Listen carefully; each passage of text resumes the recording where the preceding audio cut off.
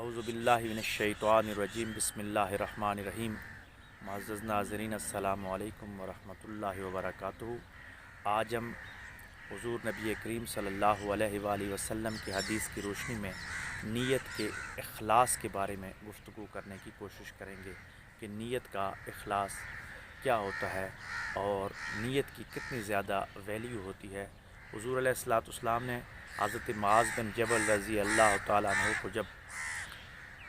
یمن کا گورنر بنا کے بھیجا تو حضور علیہ السلام حضرت معاذ کو گھوڑے پہ سوار کرایا اور گھوڑے کی مار پکڑے حضور علیہ السلام ساتھ ساتھ پیدل چل رہے ہیں اور کافی دور تک حضور علیہ السلام حضرت معاذ بن جبل کے ساتھ گئے۔ اسی دوران حضور علیہ السلام نے ان کو کافی زیادہ نصیحتیں فرمائی جو حدیث کی کتابوں میں مختلف انداز کے ساتھ نقل ہیں، لیکن اس میں سے ہم آج جو حدیث لیں گے وہ صرف اور صرف نیت کے حوالے سے ہوں گی۔ تو حضور علیہ السلام نے حضرت معاذ کو فرمایا کہ ہے معاذ، جب بھی کوئی عمل کرنا تو اس میں اپنی نیت خالص رکھنا، نیت کا خلوص برقرار رکھنا، اپنی نیت میں کبھی کھوٹ نہ آنے دینا۔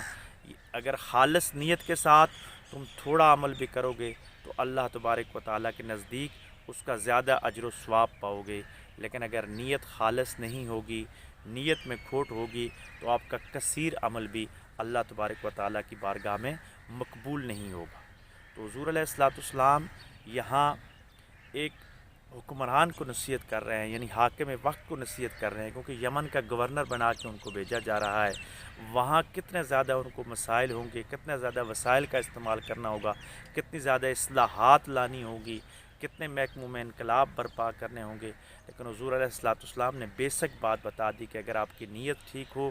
آپ صحیح ڈائریکشن پہ چل رہے ہوں، لیکن آپ کی نیت ساتھ ٹھیک ہو تو اللہ تبارک و تعالیٰ آپ کو کامیابیوں سے ہمکنار فرما دیتا ہے۔ دوسری طرف اگر آپ کتنے ہی عظیم راستے پہ ہوں، لیکن اگر آپ کی نیت ٹھیک نہیں ہے، آپ کی نیت میں اخلاص نہیں ہے، مادیت ہے، للہیت نہیں ہے، تو آپ راستے میں ڈگمگا جائیں گے، آپ کبھی بھی منزل مقصود تک نہیں پہنچ سکیں گے۔ اس لیے کوشش کرنی چاہیے کہ چھوٹے سے چھوٹا عمل ہو یا بڑے سے بڑا عمل ہو، آپ جوتی کے تسمہ باندھنے سے لے کر حکمرانی تک، یعنی ارباب اختیار جو ریاستی نظام چلا رہے ہیں، جو گھروں کے امور چلا رہے ہیں، جو انسٹیٹیوشن کو چلا رہے ہیں، ان سب کو چاہیے کہ اپنی نیت میں اخلاص پیدا کریں۔ جب نیت میں اخلاص آ جائے گا تو ہماری زندگی آسان ہو جائے گی، اور اگر نیت میں اخلاص نہ ہو، نیت میں للہیت نہ ہو تو ہماری زندگی کبھی بھی آسان نہیں ہو سکتی۔ اللہ تبارک و تعالی ہم سب کو نیتوں کا اخلاص نصیب فرمائے۔